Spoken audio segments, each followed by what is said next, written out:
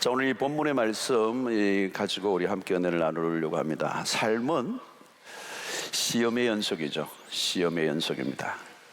시험이 없으면 좋겠는데 시험을 원하는 사람은 없죠.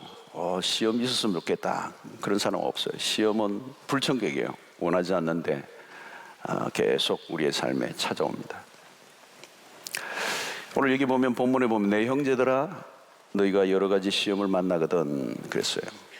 이게 시험이라는 말은 영어로 temptation이 아니고 trial이에요. trial. 시련이라는 의미입니다. 시련. 물론 크게 포함하면 유혹도 들어갑니다. temptation 들어가는데 여기에서 본래적 의미는 trial, 시련. 너희가 여러 가지 시련을 만나거든. 시련, 고난을 의미합니다. 초대교회의 이 당시, 오늘 여기 보면 1절에 있는 것처럼 흩어져 있는 12지파에게, 흩어져 있는 디아스포라의 그 유대인으로서 그리스도인들이 그 초기에 예수를 믿는다는 자체는 핍박이죠. 예수를 믿는 순간 핍박이 오는 것입니다. 신앙생활을 하면 그 순간부터 난관을 예상해야 된다는 거예요. 오늘도 마찬가지입니다, 여러분. 갈수록 더 그럴 거예요. 신앙생활을 한다는 것은 시험을 전제하는 것입니다. 특별히 부산과 같은 도시도 마찬가지죠. 예수 믿지 않는 사람들이 굉장히 대다수의 사람들이 있는데 거기에 둘러싸여서 예수를 믿는다는 것은 학교에서나 캠퍼스에서나 직장에서도 불이익을 당하고 때로는 손해를 볼 때가 많죠. 무엇보다도 우리 인생은 광야입니다. 광야의 삶이죠. 광야는 시험투성입니다. 위기가 늘 몰려오고, 광야는 까다로운 곳이죠. 거칠고 하루를 버텨내기 어려운 곳이 광야입니다. 우리 인생이 광야와 같죠.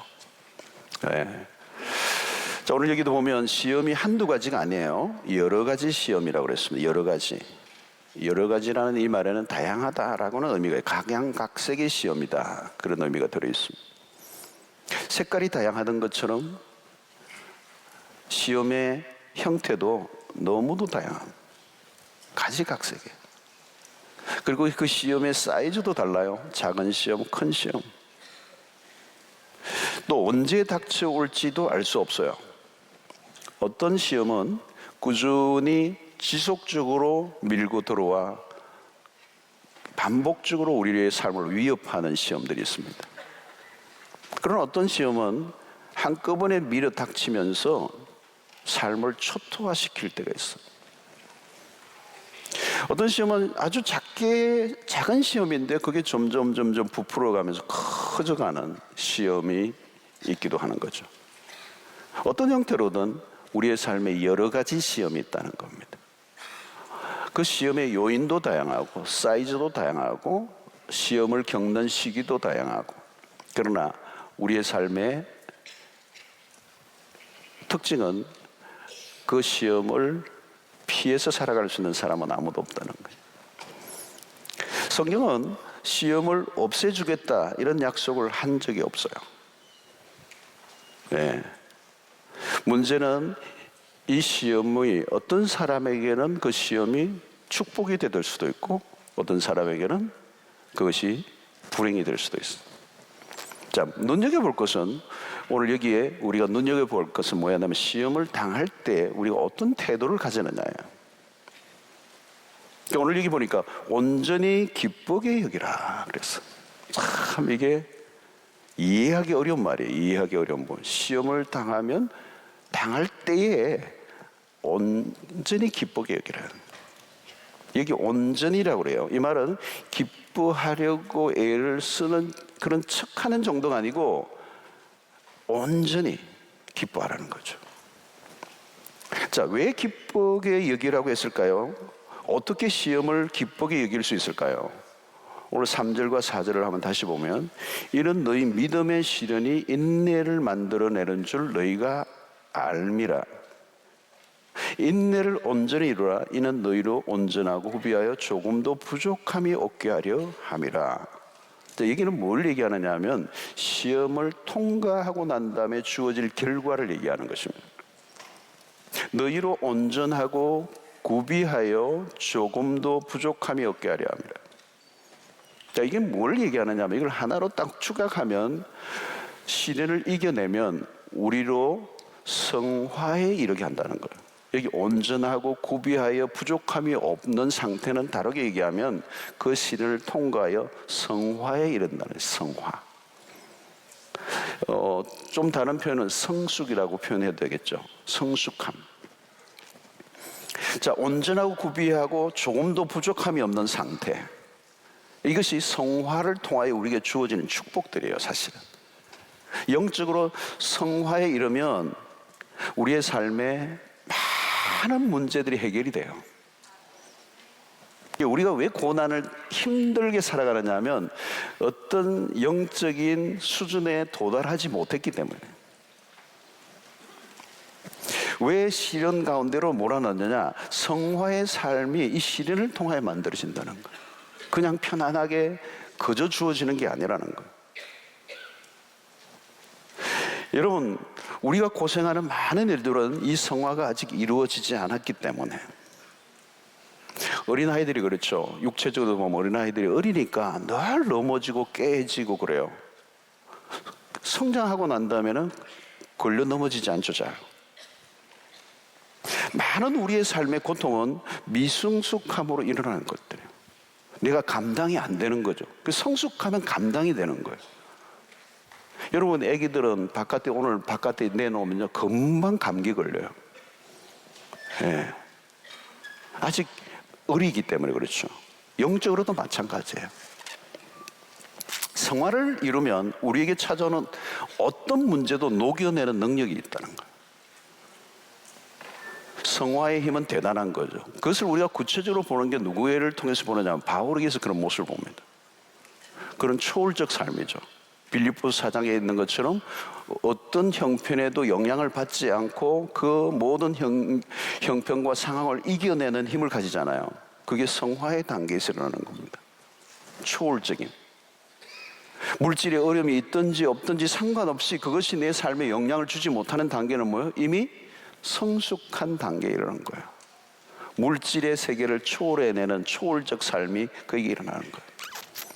여러분, 구원은 단순히 예수 믿고 천국 가는 것으로 끝나는 것이 아니라 이 땅의 삶 속에 주어지는 수없는 시련을 통하여 그 과정을 통하여 우리의 믿음이 정금같이 빚어지면서 점점 성화에 이르러 영적인 깊은 고지로 올라가는 거예요. 여러분, 이 올챙이로만 있으면 그 세계밖에 모를 거란 말이죠.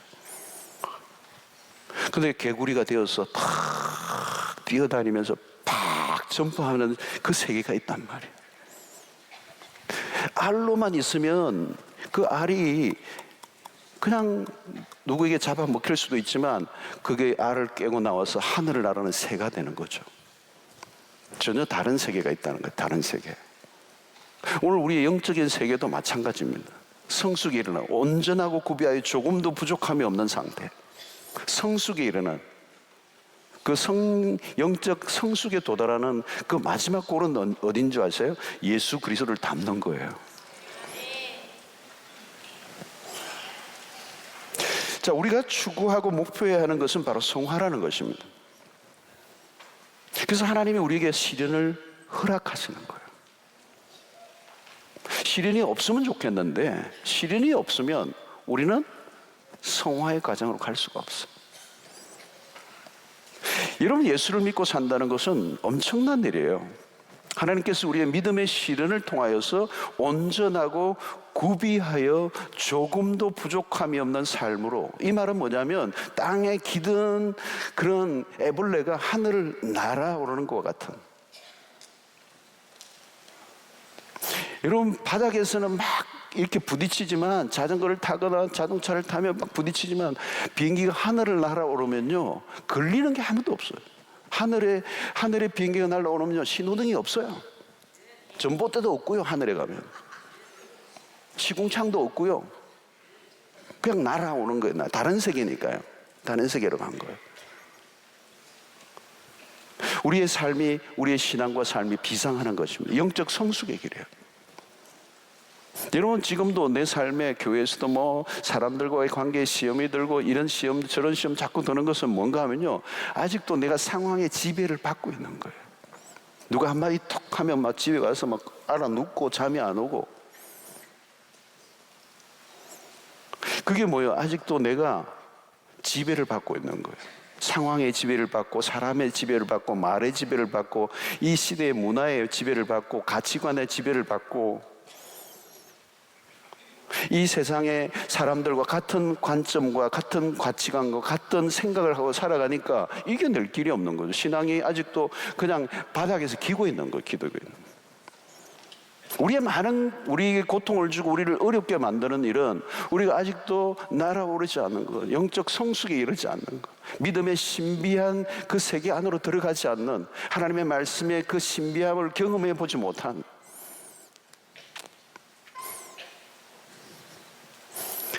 자, 여러분, 오늘 우리에게 요구하는 게 뭡니까? 성숙의 길로 가는 길에 시험이 필요해요. 시련이 필요하다는 거예요. 근데 문제는 그것을 받아들이는 게 쉽지가 않아요. 그래서 야고보는 우리에게 이런 요구를 하는 거죠. 2절을 다시 보면, 내 형제들은 너희가 여러 가지 시험을 당하거든 온전히 기쁘게 여기라. 이 단어가 중요해요. 여기라. 온전히 기쁘게 여기라. 이 여기라는 이 단어의 그 헬라의 어원적인 의미를 보면 주도하다라고는 의미가 있어요. 주도하다. 이 단어에서 뭐가 왔느냐면 우리가 잘 아는 헤게모니라는 단어가 왔어요. 헤게모니를 진다, 그런 얘기 하잖아요, 여러분. 헤게모니. 이 주도하다라고 하는 거예요. 그러니까 행렬이 막 이어져 갈 때 가장 앞에서 이끄는 사람을 이끌을 때 헤게모니라고 하는 표현을 써요. 그러니까 여기에 온전히 기쁘게 여기라, 이 말은 그 기쁨이 우리의 모든 생각을 주장하고 이끌도록 하라, 그런 의미가 있어요. 여기서 매우 중요한 것은 행위 이전에 생각이 중요하다는 것이 생각이 우리를 주도하고 이끌어 가게 해야 한다는 것입니다. 오늘 이 밤에 우리가 중요하게 다룰 키워드 중에 하나가 생각이라는 거죠. 여러분, 우리의 생각이 중요한데 이 생각에 영향을 주는 것이 어떤 것입니까? 바로 그것이 믿음이에요.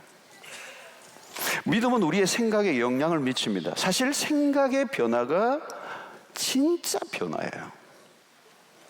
교회는 10년, 20년 다녔는데 생각이 변하지 않은 사람은 계속 우리는 이 어떤 낮은 차원에서 영향을 받고 세속적인 영향 안에서 머물러 있는 거죠. 변화가 일어나지 않는 겁니다. 변화가 일어나는 건 어디에 일어나냐? 생각이 변하는 것입니다. 생각이 내 삶을 주도해 나가도록 하는 거예요. 기쁘게 여기라. 기쁨이 나를 이끌어 가도록 하라는 것이죠. 그런데 여러분, 참 힘든 게 뭐냐면 생각이 잘 변하지 않는다는 거예요. 교회는 오겠는데 생각이 변하는 게 쉽지 않다는 거예요. 여러분, 내가 지금 생각하는 것은 왜 잘 바뀌지 않느냐면 이 생각이라고, 내가 지금 생각하는 어떤 생각들은 하루아침에 만들어진 게 아니라는 겁니다.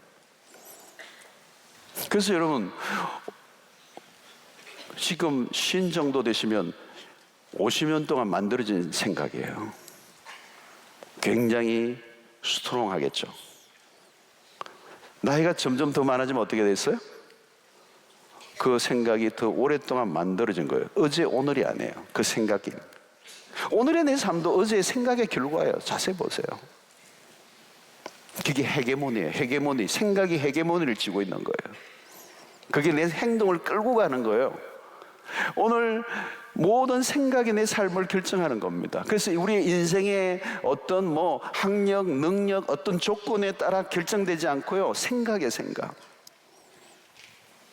생각을 바꾸면 인생이 바꿔집니다. 우리의 삶에 일어난 문제나 사실보다 더 중요한 것은 내 생각이에요. 내 생각에 따라 사건이나 문제를 전혀 다르게 펼쳐지게 할 수가 있습니다. 그래서 사실은 요즘 보면 우리가 육체적 장애도 불편하지만 사실 육체적 장애보다 정신적인 장애가 훨씬 더 삶을 불행하게 만들어요. 여러분, 생각의 힘이라는 거, 생각의 힘. 우리 믿음 생활을 하면요, 이 생각을 바꾸는 것이고 그 생각의 힘을 갖게 하는 거예요. 그래서 그 생각에서 어려움을 이겨내게 만드는 힘이 나오는 거예요. 오늘 우리가 말씀을 듣고 기도하고 하는 모든 이 행위 속에 우리의 생각 안에 변화가 일어나고 우리의 생각 안에 믿음이 작동되고,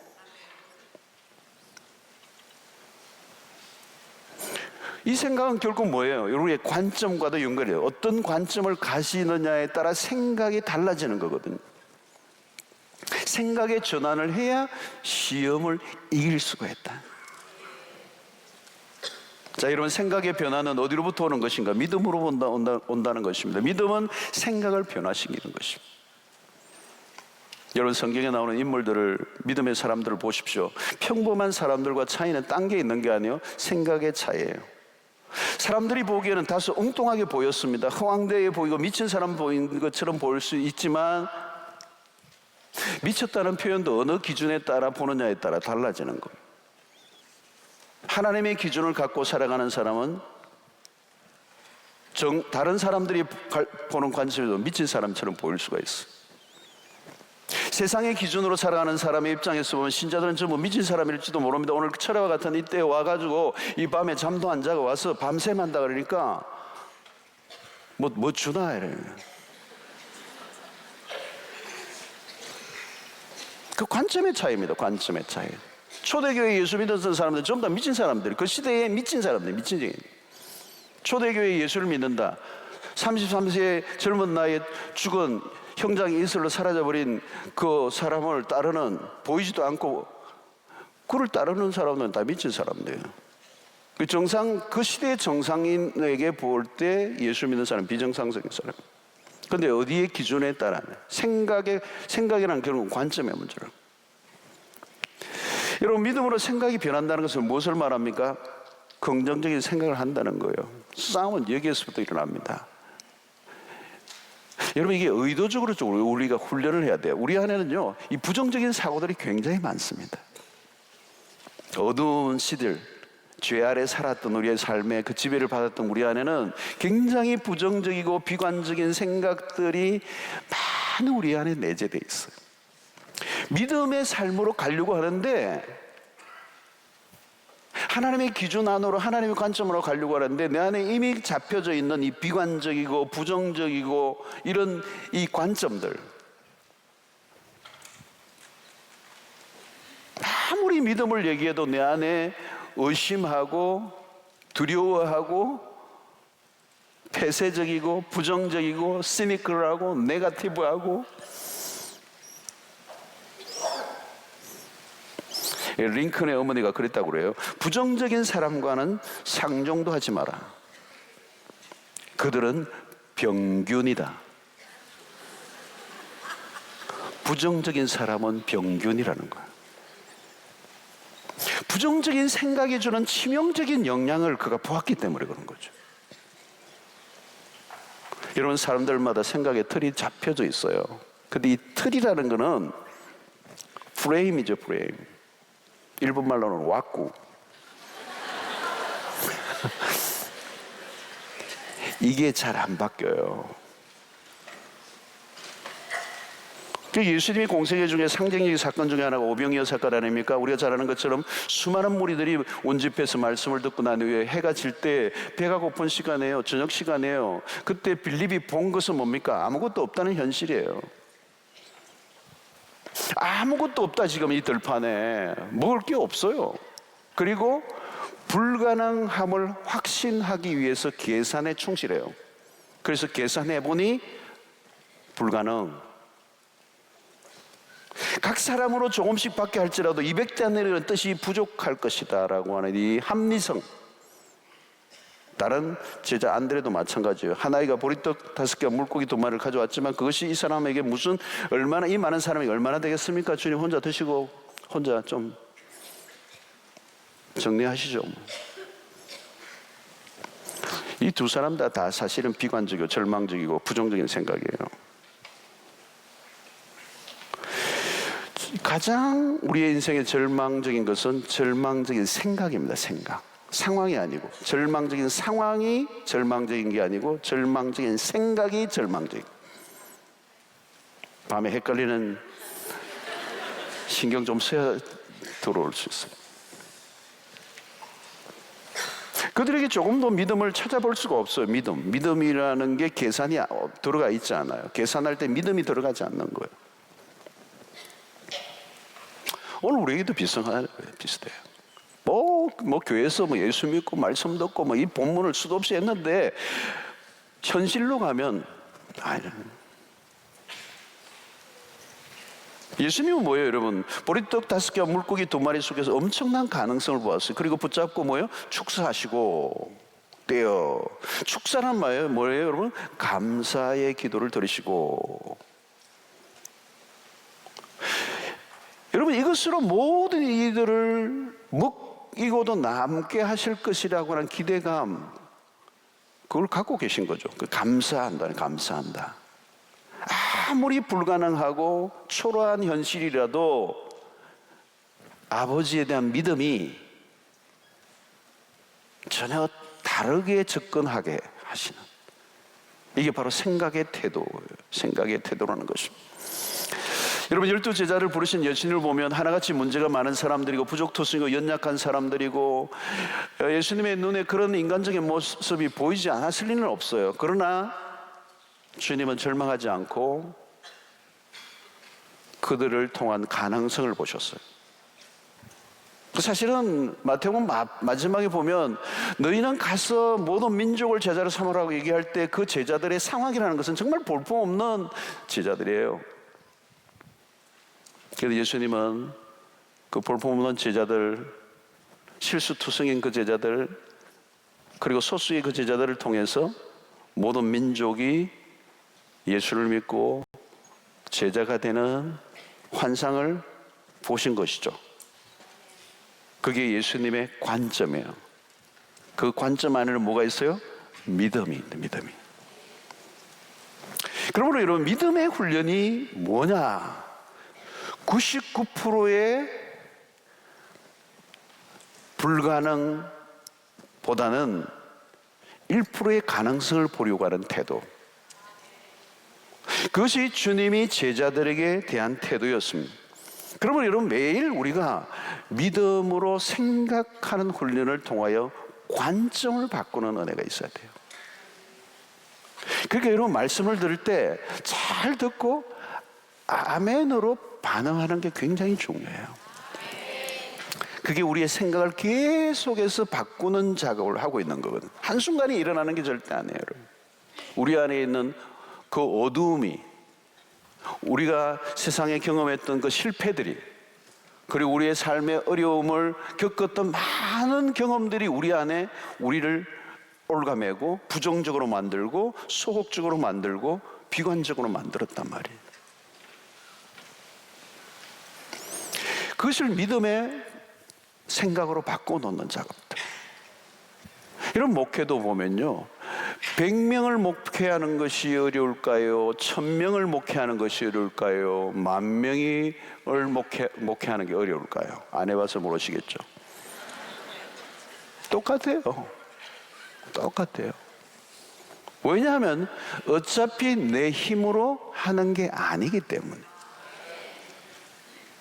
내 힘으로 하면요, 인간의 힘으로 하면요, 100명도 어렵고요, 30명도 힘들어요. 1000명도 힘들어요. 그러나 주님이 주시는 힘으로 하면 100명이나 1000명이나 10,000명이나 똑같아요. 믿음의 관점에서 보느냐 아니면 인간적인 관점에서 보느냐에 따라 전혀 다르다는 거예요. 전혀 다르다. 믿음의 관점. 하나님 이 밤에 믿음의 관점을 가지게 해 주십시오. 그게 생각의 변화예요, 여러분. 믿음이라는 표리즘을 통해서 관점이 달라진다는 거예요. 복잡하고 어려운 문제가 생겼을 때는 염려에 빠지지 말고 믿음을 달라고 기도해야 돼요. 믿음이 정대되는 거예요. 그래서 우리 철야에는 그거 작업입니다, 여러분. 딴 거 없어요. 믿음이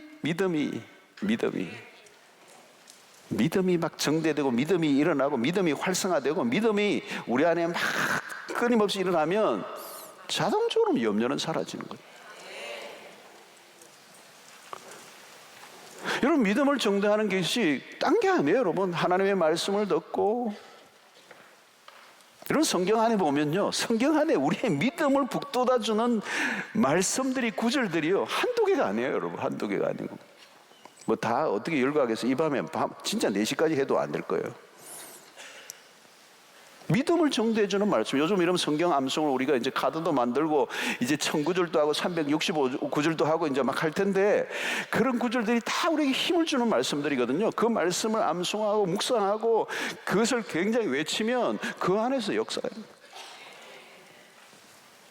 오늘 중요한 것은 3절이에요. 여러분, 3절 보십시오. 이는 너희 믿음의 시련이 믿음에 뭐가 있어요? 시련이 있어요.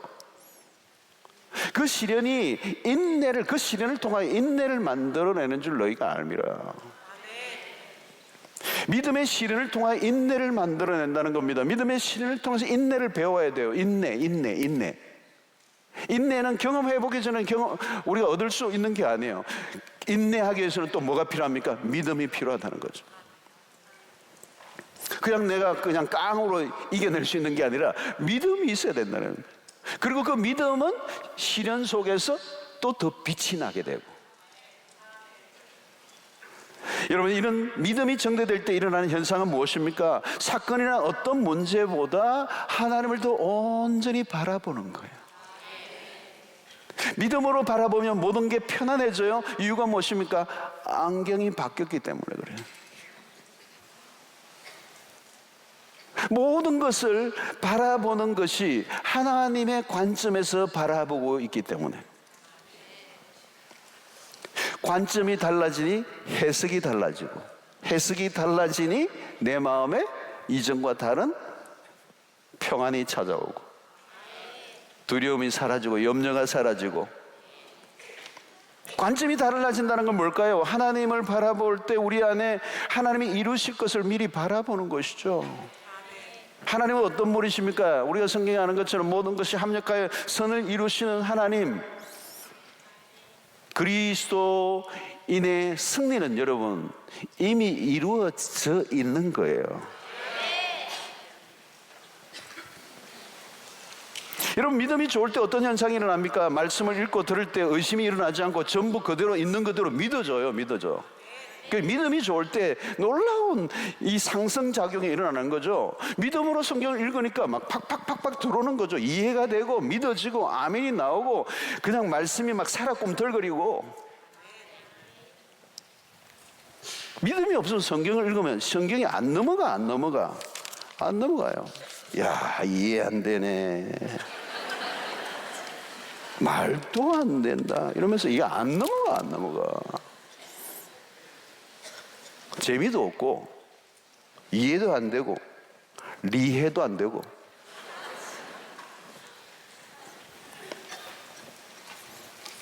믿음이 없으니 상황이 해석이 제대로 안 되잖아요, 여러분. 부정적으로 생각. 그러니까 감사가 될 리가 없죠.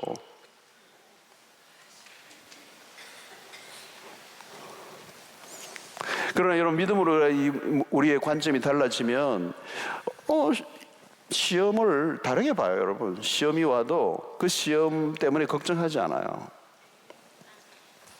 막연한 불안감이나 부정적인 생각이 사라집니다. 전혀 다른 세상을 살아가는 법을 가지게 되는 거죠. 여러분, 믿음은 문제 한가운데서도 전혀 다르게 가고도 남는 역사를 허락하신다는 겁니다. 믿음은 이 장애물에 대한 생각과 변화가 일어나는 거예요. 잘 준비된 사람들은 여러분 장애물을 만날 때 막 뛰어넘잖아요. 여러분, 장애물이 문제가 아니에요.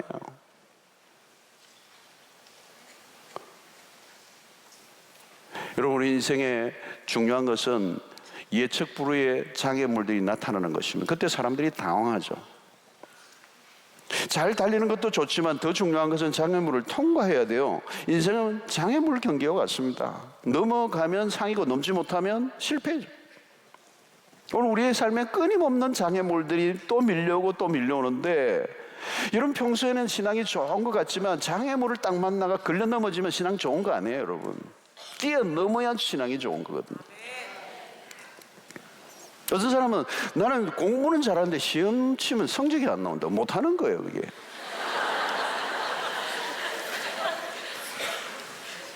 뛰어넘어야 되는 거잖아요. 또 뛰어넘어야 되잖아요. 여러분, 이스라엘 백성들을 보십시오. 그들은 재시험을 치는 겁니다. 재수예요. 유급이 유급. 광야라는 장애물을 통과하지를 못하는 거죠.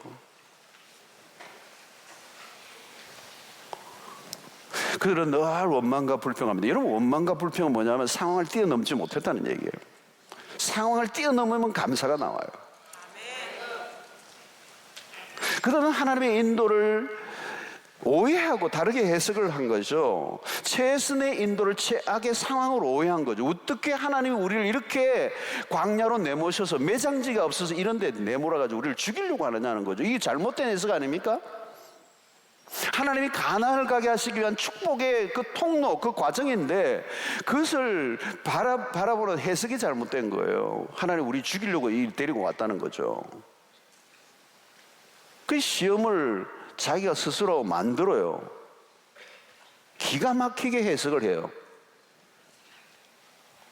노예 신분에서 벗어났는데 노예 의식이 그들을 지배하고 있습니다. 조금만 어려우면 피해 의식이 막 발동하는 거예요. 우리 죽이려고 하는 거 아니냐. 바로 앞에서 그 고난을 받았던 그 민족의 피해 의식과 상처가 끊임없이 부정적인 해석을 하게 하고 부정적인 관점을 갖게 하고 패배주의에 젖어서 조금만 장애물이 나타나면 뛰어넘을 생각은 안 하고 막 죽는다 소리 지르고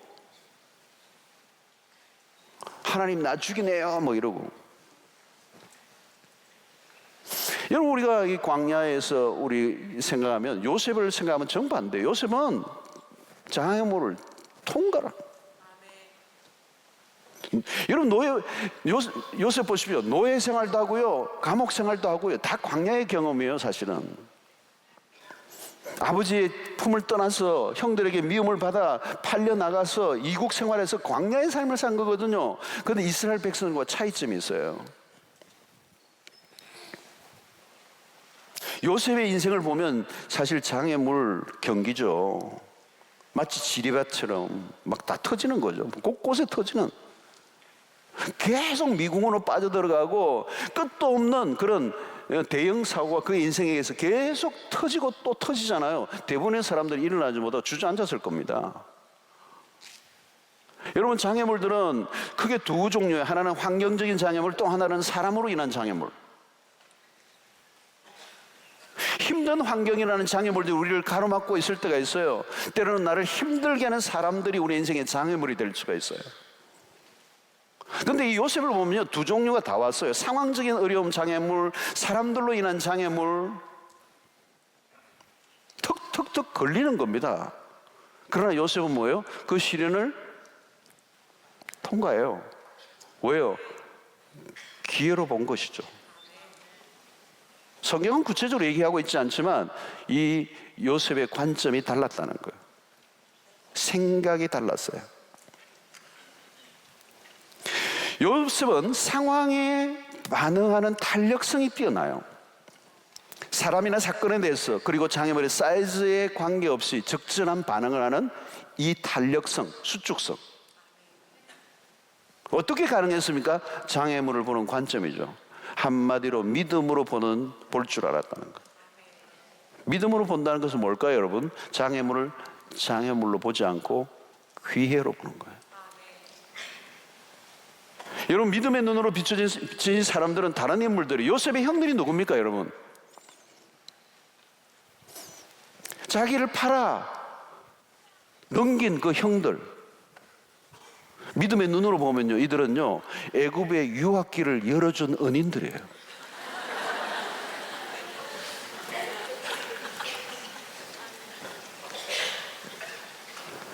여러분, 객지의 삶에서 자신의 의식주를 해결해주고 보살펴준 보디발의 집, 내가 노예 생활로 고생하고 하는 게 아니고 그 이역만리에서 먹고 살 수 있도록 보살펴준 집이에요. 문제를 일으키긴 했지만 자기 남편보다 더 자기를 사랑해 주었던 보디발의 아내,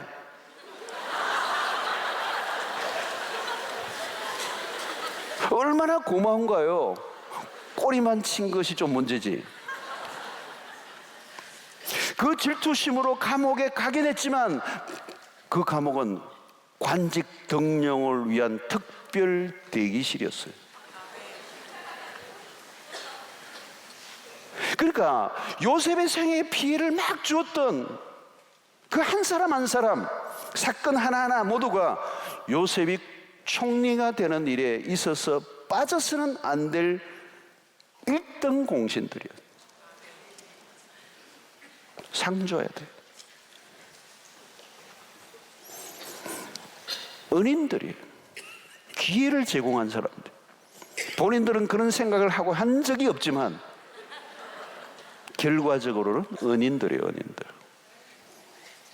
그런 장애물로 보지 않았어요, 여러분. 당신은 정확히 알 수는 없었지만 확실한 것은 하나님이 기회를 주신 것으로 본 거예요. 이게 믿음이에요.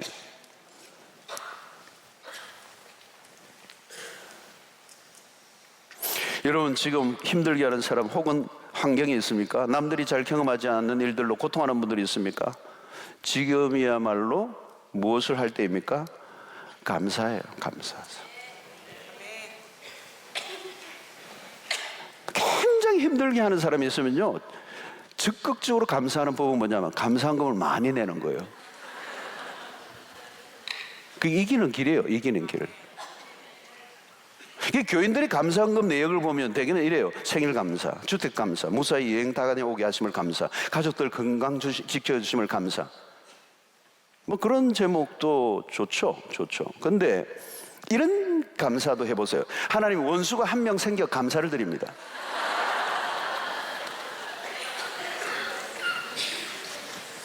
지속적으로 모함을 받게 하셔서 감사를 드립니다. 하나님, 사업자가 갈수록 적자를 맞게 하시니 감사를 드립니다. 하는 일마다 다 막히고 악화됨으로 인하여 감사드립니다. 더 이상 들을 것이 없을 정도로 나를 낮추시니 감사합니다. 얼마나 더 내려가게 하실지 기대가 됩니다.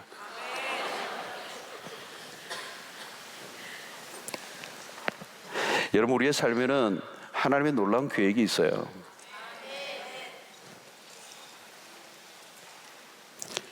그 시련은, 그 고난은, 그 장애물은 그 하나님의 계획이 이루어져 가는 과정이에요. 이루어져 가는 과정이라는 거예요. 끝이 아니라는 거예요. 과정이라는 거예요. 프로세스라는 거예요. 하나님의 계획은 장애물을 통과하는 과정을 통하여 이룬다. 믿음의 시련, 믿음은 시련을 겪어야 돼요. 그 시련을 통하여 믿음은 더 정금 갖게 되는, 우리를 단련하신다네요. 우리의 생각과 반응을 통하여 우리를 단련시켜 가시면서 하나님이 인물을 만들어내시고 우리의 신앙을 만들어내신다는 거예요. 이게 이러면 성경이 말씀하는 중요한 원리예요, 원리. 우리를 어렵게 만드는 문제, 우리를 어렵게 하는 사람, 감사하셔야 돼요. 여러분들 볼 때 나를 계속 한 달이 아니고 몇 년 동안 나를 힘들게 했다. 나를 굉장한 인물로 만들 가능성이 많아요. 보통은 한 달로 다 떨어져요. 6개월 지속적으로 나를 힘들게 하다. 내가 대단한 사람이에요. 근데 한 몇 년을 계속했다. 하나님이 나에 대한 놀라운 계획이 있어요. 보통은 그렇게, 대부분 사람은 그렇게 지속적으로 오랫동안 힘들게 하지 않아요. 여러분, 환난과 고통은 인간을 온전하게 만드는 통로입니다. 온전하게, 구비하여 조금도 부족함이 없게 하시는. 여러분, 우리 자신은 누구나 부인하고 싶지만 우리에게는 불순물이 많아요, 여러분. 그 불순물이요, 좀처럼 안 벗겨져요. 노폐물이 쉽게 빠지지 않아요. 우리의 영혼에 깊이 빼어있는 그 노폐물들, 그 불순물이 쉽게 벗겨지느냐? 안 벗겨져요. 이게 그냥 벗겨지면 시련 필요 없어요, 사실은. 용광로가 왜 필요해요? 불순물을 제거하기 위해서 필요한 거예요. 그리고 그런 것들을 제거하지 않으면 하나님이 축복하실 수가 없어요. 아니, 축복을 하셔도 나에게 복이 안 돼요. 우리가 온전해지기 전에는 주어지는 축복들은 의미가 전혀 없어요. 축복을 축복으로 누릴 수가 없다니까요. 그래서 우리 모두에게는 시련을 통과하는 광야가 필요합니다. 불가피합니다. 불가피함. 여러분, 쉽게 성화가 이루어지지 않습니다. 성숙은 한순간에 기적으로 되는 게 아니에요. 나를 변화시켜 주옵소서 기도로만 되는 게 아니에요. 반드시 거쳐야 할 과정이 필요하는데, 그것이 우리에게 찾아오는 우리의 삶의 수 없는 사건과 상황들이에요. 문제는 거기에 대해서 우리가 어떻게 반응하느냐예요. 여러분을 힘들게 하는 환경이나 사람에 대해서 원망하거나 불평하지 마십시오. 그 속에 하나님의 계획이 숨어 있습니다. 하나님의 큰 그림을 보는 거예요. 하나님의 큰 그림. 나를 나답게 만드시는 하나님의 손길에 집중하는 겁니다. 나를 단련하신 후에는 정금같이 나오리라. 찬양할 때 가사들 생각하시고 부르셨죠? 그게 비장한 찬양입니다. 나를 단련하신 후에는 그 뜻을 알고 부르셨죠? 여러분, 큰 장애물을 뛰어넘는 경험을 하고 나면요, 그 다음부터는요, 다른 장애물은 큰 문제가 안 돼요. 인생은 어차피 수많은 장애물을 만나게 됩니다. 이 문제를 통과하면 또 다른 문제가 또 와요. 문제가 하나 지나가고 더 이상 문제가 오지 않으면 우리는 철학기도 할 필요도 없어요. 종류만 바뀌었을 뿐이지 근본적으로 문제는 피할 수 없습니다. 사람도 마찬가지요. 마음에 안 드는 사람 피하면 다른 곳에 또 만난다는 거예요. 2부에 피했는데 3부로 갔는데 3부에 또 더 험한 사람이 와요. 이 사랑방에서 저 사랑방으로 옮겼는데 더 놀라운 사람이 여호와 일에 준비하고 있어요. 여러분, 피하는 게 아니에요. 승리를 해야 돼요. 거기서. 그러지 않으면 광야가 40년이 된다는 거예요. 왜요? 돌고 도는 거잖아요. 계속 뺑뺑이를 도는 거예요. 여러분, 하나님께서 장애물을 허락하시는 것은 걸려 넘어지라고 주신 게 아닙니다. 뛰어넘는 경험을 통하여 더 높은 곳으로 나아가라는 거예요. 그래서 1m의 장애물을 뛰어넘고 나면 이제 어느 날 또 2m가 와요. 또 뛰어넘는 거죠. 1m를 넘게 하신 이유는 뭐예요? 2m가 또 오니까. 2m의 훈련을 또 하게 하시는 이유가 뭘까? 끊임없이 부딪히다가 또 넘어가면 더 높은 인생의 시련이 고난이 다가올 수 있기 때문에. 여러분, 그 훈련을 받고 뛰어넘고 훈련을 받고 뛰어넘고 훈련을 받고 뛰어넘다 보면 나중에 어떻게 돼요? 장애물 경기의 챔피언이 되는 거예요.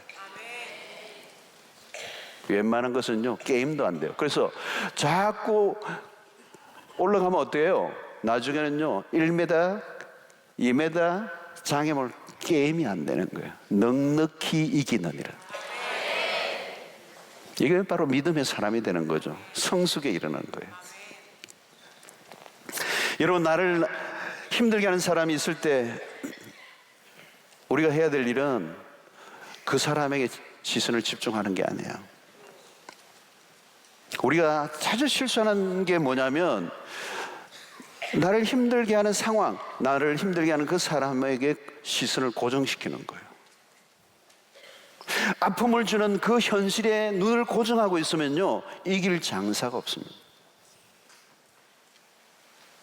우울증이나 불면증이 걸린 사람들 보십시오. 그들의 특징이 뭐냐면 한 가지 문제에 집중하고 있는 거예요. 집중하고 있는 거예요.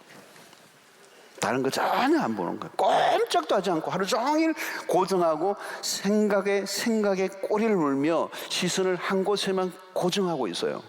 그러면 우울증이 강도같이 찾아오리라. 시선을 어디로 돌려야 되는 거예요? 하나님께로. 아픔이 있으면 그 아픔을 가지고 어떻게 해요? 하나님에게 나아가는 거예요. 어려운 환경이 닥칠 때 빨리 가능한 빨리 우리의 시선을 하나님께로 옮기는 것, 하나님께 집중하는 것, 하나님께 몰두하는 것. 여러분, 기도가 뭡니까? 하나님을 주목하는 거잖아요.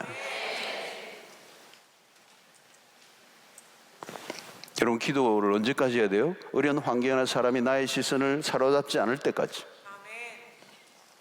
하나님께 시선을 집중하세요. 왜 성경을 읽습니까? 성경을 읽는 이유는요, 딱 하나예요. 하나님께 집중하는 거예요. 하나님 누구이신가? 믿음이 뭡니까? 나를 믿는 게 아니라 하나님을 믿는 거. 처한 상황에 집중하지 않고 하나님을 바라보는 게 믿음인 것이죠. 하나님에게 눈을 떼면 안 되는 거예요, 여러분. 왜 하나님에게 집중하고 주목해야 합니까? 하나님만이 모든 문제를 풀 수 있는 전능자이시기 때문에 그분만이 풀 수 있는 거잖아요, 여러분. 그 상황보다 훨씬 크신 하나님, 그 사람보다 그 위대하신 하나님, 그 하나님에게 시선을 집중하는 거, 이게 훈련이에요, 여러분. 오늘도 우리가 기도하는 가운데 나와 세상은 간 곳 없고 구속한 주만 보이는 그리스도에게 온전히 초점을 고정하는 이 삶을 오늘 훈련하는 거예요, 여러분. 여러분, 기도한다고 여러분 막바로 고정이 안 되죠. 기도하는데도 계속 그 사람이 오잖아요. 오실 그이가 막 와요, 자꾸. 미운 그 사람, 나를 힘들게 하는 그 사람, 그리고 막 이를 또 악물고 막 주먹을 쥐고 막 주님을 바라보는 것을 놓치지 않아야 돼요.